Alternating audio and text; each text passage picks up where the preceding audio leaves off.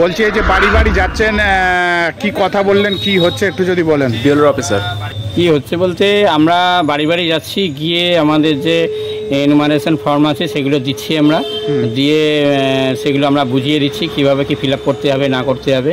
হ্যাঁ, একটা ছবি লাগবে এবং যা যা এপিক কার্ড থেকে লিখতে হবে সেগুলো, নাম, তারপর হচ্ছে এপিক নাম্বার, তারপর হচ্ছে অংশ নাম্বার, সিরিয়াল নাম্বার, এগুলো দিতে হবে। দিয়ে মোটামুটি আমরা বোঝাচ্ছি এবং যদি অসুবিধা হয় আমরা বলেছি যে আমাকে ফোন করবেন।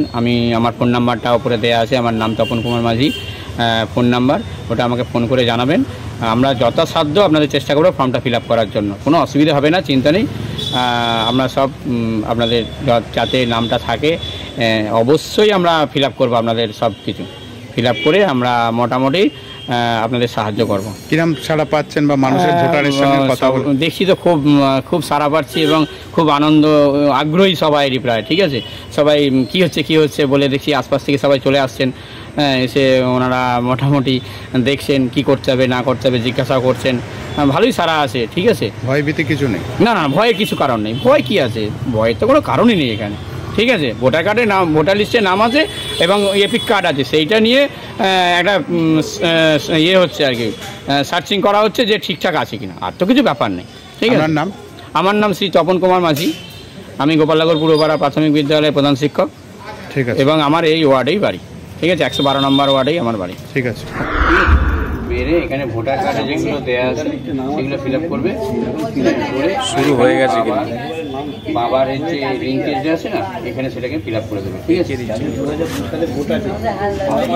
এটা আমি শুক্রবার দিন সকালে নিই। হ্যাঁ, এরকম টাইমে হবে তো? হ্যাঁ, দুটোই করতে হবে, এতে সব দেওয়া আছে। ঠিক আছে, আর দুটোতেই করতে হবে। আমি এক কপি নেবো আর এক কপি রিসিভ করে দিই। ঠিক আছে, 2000 না, এই তো তোমার তো মনে হচ্ছে 2002 সালের নামেতে আসবে না, তোমার বাবার লিঙ্কেজটা এখানে দিতে হবে।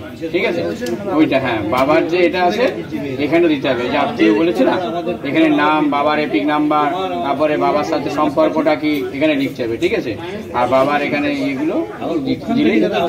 আচ্ছা, তাহলে আপনারা দেখলেন যে পশ্চিমবাংলায় কিন্তু আমাদের SIR শুরু হয়ে গেছে। আচ্ছা, পশ্চিমবাংলায় আমাদের SIR শুরু হয়ে গেছে এবং বিএলআর অফিসার যারা আছে, কেন্দ্রীয় নির্বাচন কমিশনারে যারা কাজ করে, যারা আর কি নির্বাচন কমিশনের কাজ করে, তারা কিন্তু বাড়ি বাড়ি যাচ্ছে এবং তারা গিয়ে ভালোভাবে এবং খুব সুন্দরভাবে সবাইকে বুঝিয়ে দিচ্ছে যে আপনাকে এই ফর্মটা ফিল আপ করতে হবে। দুটো করে ফর্ম দেওয়া হচ্ছে পার হেড, মানে একটা ভোটার কার্ড অনুযায়ী দুটো করে ফর্ম পাবেন, আপনারাও পাবেন।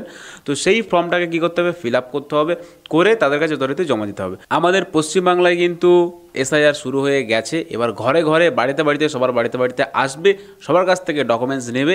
এবার কিন্তু আপনার বাড়িতেও আসতে চলেছে। পশ্চিমবঙ্গে যখনই শুরু হয়ে গেছে আমাদের SIR, তখনই কিন্তু কিছু কিছু মানুষ গর্ত থেকে বার হচ্ছে। গর্ত থেকে তারা বের হয়ে কিন্তু আজকে অন্য জায়গায় যাওয়া শুরু করে দিয়েছে। হ্যাঁ, একদমই ঠিক করেছি, তারও একটা ভিডিও আমি আপনাদেরকে দেখাবো। গর্ত থেকে মানুষ বের হয়ে অন্য জায়গায় যাওয়া শুরু করে দিয়েছে। মানে এইসব মানুষ কোথায় ছিল, অ্যাকচুয়ালি এদের জায়গা কোথায়, সেই ভিডিওটা কিন্তু এখন সোশ্যাল মিডিয়া মারফত প্রচুর লেভেলে ভাইরাল হয়েছে এবং সবার সামনে সেই ভিডিওটা যাচ্ছে, সবাই এখন দেখছে যে এত মানুষ, এই যে SIR শুরু হলো, SIR শুরু হওয়ার সঙ্গে সঙ্গে এত মানুষ কোত্থেকে আসলো, মানে একের পর এক মানুষ চারদিক দিয়ে সব বার হচ্ছে। চলো তার একটা ভিডিও আমরা দেখে নিই। বাংলাদেশে ফেরার আগে ধরা পড়লেন একজন দুজন নয়, একেবারে 45 জন বাংলাদেশি নাগরিক। 48 ঘন্টার মধ্যে 56 জনকে আটক করলো BSF। ঘটনাটি উত্তর 24 পরগনার বসিরহাট মহকুমার স্বরূপনগর সীমান্তে। শিশু, মহিলা, পুরুষ সকলেই অবৈধভাবে বাংলাদেশে ফেরার চেষ্টা করছিলেন বলে জানা গিয়েছে।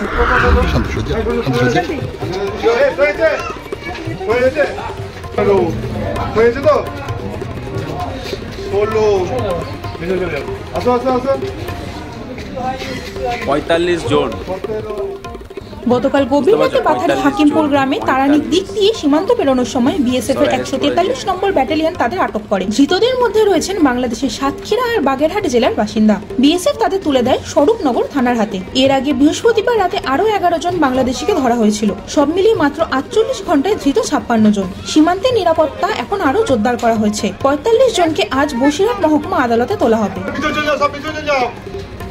56 হয়ে গেছে, বাপরে। একদম পিছনে সবাই। সিরাটে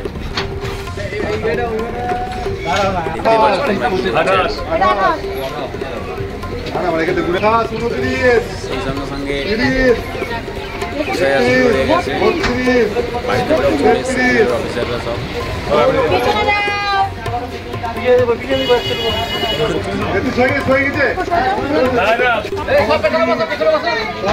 গোনা চলছে।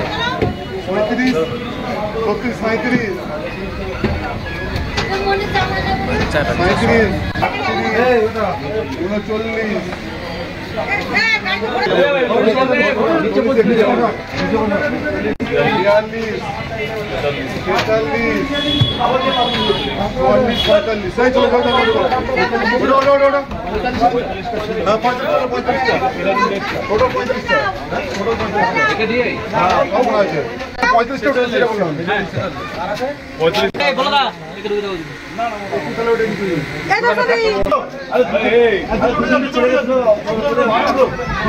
ভিতরটা লাগি দাও, ভিতরটা লাগি দাও।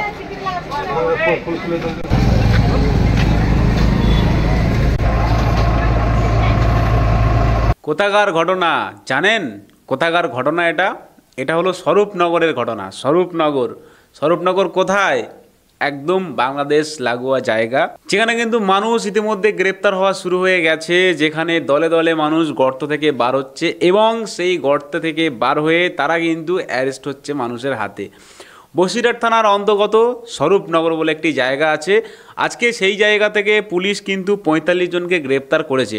এটা আমরা পুলিশি তদন্তে বা পুলিশি রিপোর্ট অনুযায়ী পাওয়া যাচ্ছে, কিন্তু তারপরেও আরও অনেকজনকে ধরেছে। সেটা কিন্তু এখনও পর্যন্ত আমাদের কাছে রিপোর্ট এই পর্যন্ত এসে পৌঁছায়নি। ইতিমধ্যে খবর আমরা পেয়েছি যে প্রায় 50 জনের বেশিও আর কি মানুষ ধরা পড়ে গেছে। তো এবারে আমাদের কথা হলো যে পশ্চিমবঙ্গে চারিদিকে একদম হুলস্থুল কাণ্ড কারখানা মানে শুরু হয়ে গেছে। চারিদিকে আর কি ঝাপাঝাপি, কোথাও বা হচ্ছে পলিটিক্স নেতাদের বড় বড় বাতেলা, বা কোথাও আমরা শুনছি রাস্তায় মানে কি রাজপথে লেবে মানুষ শুরু করে দিয়েছে এসআইআর হবে না, চলবে না, কেন হবে, মানে এই সমস্ত যত রকমের মানে আর কি দাঙ্গা হাঙ্গামা করা যায়।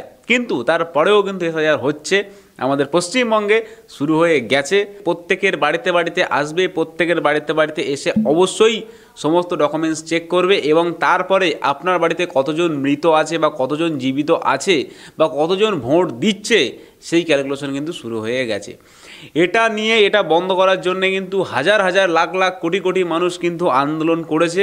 এটা যেন বন্ধ হয়ে যায়, যতগুলো ভুয়ো ভোট আছে সবাই যেন ভোট দিতে পারে, মানে এটাকে রাখার জন্যে মানুষ প্রচুর চেষ্টা করেছে, এখনো পর্যন্ত চেষ্টা করছে। কিন্তু কারা যে এই চেষ্টাগুলো করে, প্রচেষ্টাগুলো করে, মানে আমি নিজে ভাবতেই পারি না যে আজকে যত কিছু হচ্ছে, মানে নতুন নতুন নিয়ম, নতুন নতুন আপডেট যা আসছে, আমি আশা করছি যে ভবিষ্যতে আমাদের ভালো দিন আসার জন্য এগুলো হচ্ছে। কিন্তু কিছু মানুষ আছে যেগুলো এগুলো চায় না, মানে তারা চায় যে না এইগুলো না হলেও হয়তো আমাদের হবে, মানে এগুলো না হলেও চলবে। এই সমস্ত ঘটনা দেখে মানুষ কিন্তু অবাক হয়ে যাচ্ছে দিন দিন। অবাক হওয়ার কোনো কারণ নেই ভাই, শক্ত করে বসতে হবে, বাঁচতে হবে এবং তোমাকে সঠিক ডকুমেন্টস দেখাতে হবে। রোহিঙ্গা, আল কায়দা, মাওবাদী যারা আমাদের ভারতবর্ষে জুড়ে আছে, যারা আমাদের পশ্চিম বাংলা যারা ঘাঁটি কেটে বসে আছে, সেই সমস্ত মানুষগুলোকে আইডেন্টিফাই করতে হবে, এক এক করে ধরতে হবে, পেছনে লাথি মেরে বার করতে হবে ওয়েস্ট বেঙ্গল থেকে। নালে ভাই আমাদের ওয়েস্ট বেঙ্গলের দিন দিন এত খারাপ, এত জঘন্য জায়গায় চলে যাবে যেটা আমরা চিন্তা ভাবনা, আমরা কল্পনাও করতে পারছি না। আজকে আমাদের ওয়েস্ট বেঙ্গল, কলকাতা যারা বিশ্বের নাম্বার 1 বিজনেস পোর্ট ছিল, তোমরা হয়তো জানো কি না আমি জানি না, কিন্তু তোমরা সার্চ করলে তোমরা দেখতে পাবে বিশ্বের নাম্বার 1 বিজনেস পোর্ট মানে হচ্ছে বন্দর, যে বিজনেস বন্দর ছিল কলকাতা, সেই কলকাতা চলে গেছে অধঃপতনে। কিসের জন্য গেছে আমরা কি জানি? গেছে এই সমস্ত কিছু কিছু লোকেদের জন্য, এই সমস্ত কিছু কিছু পলিটিক্যাল লিডারদের জন্য একদম অধঃপতনে। মানে আজকে কলকাতা ব্যবসা থেকে মানে পুরো সরে গেছে, মানে সেই দিক থেকে দেখতে গেলে মানে আমাদের কলকাতার আর কিচ্ছু বেঁচে নেই। সেই থেকে যদি আমরা ভাবি তো গুজরাট তো অনেক উপরে চলে গেছে ভাই। গুজরাটের মতো জায়গায় যেখানে কিচ্ছু ছিল না, যেখানে শুধু মাঠ আর ঘাস আর বালি পাথর পড়েছিল, সেই গুজরাটে এখন সোনা হয়ে গেছে। আর আমাদের পশ্চিমবঙ্গ এখন মানে সোনা থেকে হয়ে গেছে পুরো মাঠ ঘাট আর নদীতে শেষ। এইভাবেই আর কি মানুষের জীবনও শেষ, আর পলিটিক্যাল লিডারগুলো এইভাবে কামিয়ে কামিয়ে উপরে উঠে যাবে, আর আমরা শুধু কি হা করে বসে থাকবো। কোথায় তোমরা, মানে আমি বুঝি না যে তোমাদের চিন্তা ভাবনা কোথায়। আমি তো মানুষের দেখি না কথা বলতে, শুধু দেখি যে কেউ যদি একজন বলে দিয়েছে যাও তো যাও, যদি বলে চলো তো চলো, মানে কেউ যদি একজন, মানে আমি দেখেছি সেই গল্পটা বলতে হয়, বললে আবার হয়তো অনেকে খারাপ ভাববে। গল্পটা হচ্ছে এটাই যে একটা শেয়ালে ডাক তুললে না, সব শেয়াল তখন হু হুক্কা হু শুরু করে দেয়। মানে আমাদের ওয়েস্ট বেঙ্গলে, আমাদের পশ্চিমবঙ্গে আজকে হচ্ছে সেই পরিস্থিতি।